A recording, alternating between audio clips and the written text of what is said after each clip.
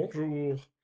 Alors, j'ai laissé passer l'Ascension, heu, et c'est le lendemain, mais quand même, je vais vous donner la lecture spirituelle, qu'on peut tirer des textes sur l'Ascension. Alors, l'Ascension, c'est quoi? C'est 40 jours après Pâques. Jésus est apparu plusieurs fois et il y a une dernière recommandation, et Jésus est enlevé au ciel et il s'assied à la droite de Dieu, ce qui veut dire que Heu et c'est un passif, donc il il rentre, pas par ses propres forces, mais comment dire? Il est emporté, c'est plutôt par sa propre nature et il s'assied à la droite de Dieu, c'est-à-dire il revient dans sa nature, divine. En fait, il y a 2 textes, le texte de Marc et le texte de Luc qui racontent cette histoire et qui est assez différente.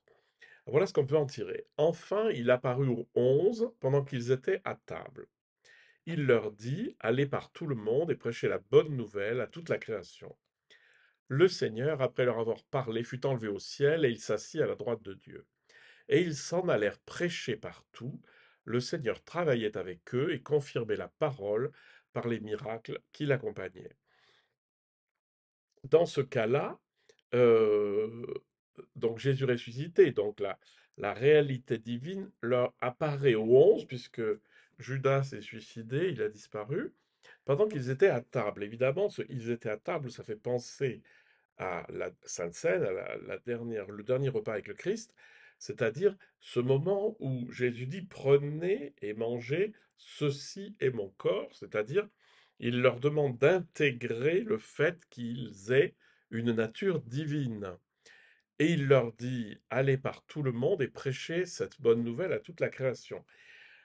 Alors, ça ne veut pas dire qu'il faut se transformer en prédicateur, ambulant et puis, hem,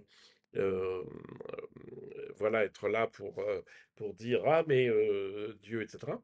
Mais, ça prêcher la bonne nouvelle, c'est le mot évangile, en fait.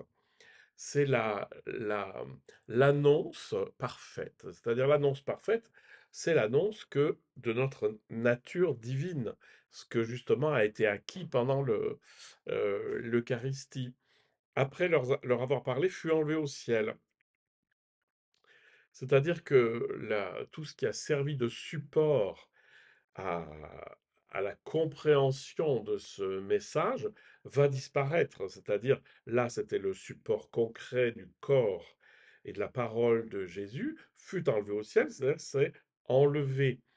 Mais ils allèrent prêcher partout, le Seigneur travaillait avec eux et confirmait la parole par les miracles qui l'accompagnaient.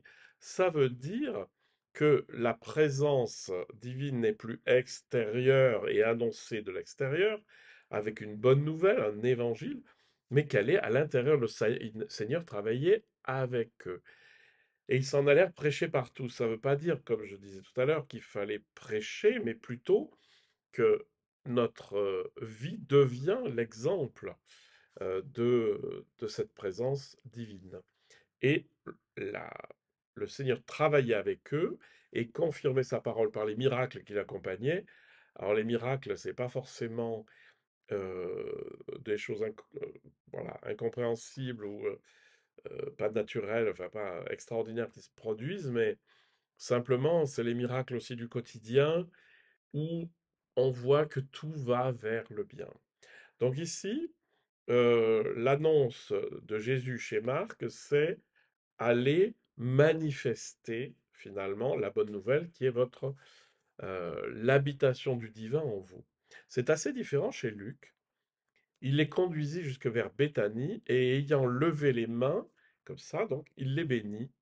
Pendant qu'il les bénissait, il se sépara d'eux et fut enlevé au ciel. Pour eux, après l'avoir adoré, ils retournèrent à Jérusalem avec une grande joie, et ils étaient continuellement dans le temple, louant et bénissant Dieu. Alors là, on est beaucoup plus dans la contemplation. Autant dans Marc, on était dans l'amour qui se manifeste dans les actes, dans la vie et dans les miracles de l'amour, et autant ici, ils retournèrent, alors ça c'est évidemment, ils se retournèrent à Jérusalem, c'est l'idée de revenir vers l'intérieur, dans l'intérieur, avec une grande joie, ce qui est typique de l'union à Dieu, et ils étaient continuellement dans le temple, louant et bénissant Dieu. Ça, c'est la contemplation. C'est-à-dire, ils demeurent en eux, louant et bénissant Dieu, c'est-à-dire jouissant de la joie d'être en présence. Et il les bénit. Alors, la bénédiction, c'est, en fait, c'est la, la transmission par imposition des mains de la bénédiction divine. C'est-à-dire, c'est le flux divin qui traverse les mains de celui qui bénit pour euh, entrer consciemment dans la personne qui reçoit la bénédiction. Mais une fois que ce processus d'un flux divin qui va dans la personne s'arrête, enfin se termine, pendant qu'il est bénéfique, il se sépara d'eux et fut enlevé au ciel. De nouveau, le moyen qui a donné la bénédiction disparaît. Après l'avoir adoré, ils retournèrent à Jérusalem avec une grande joie.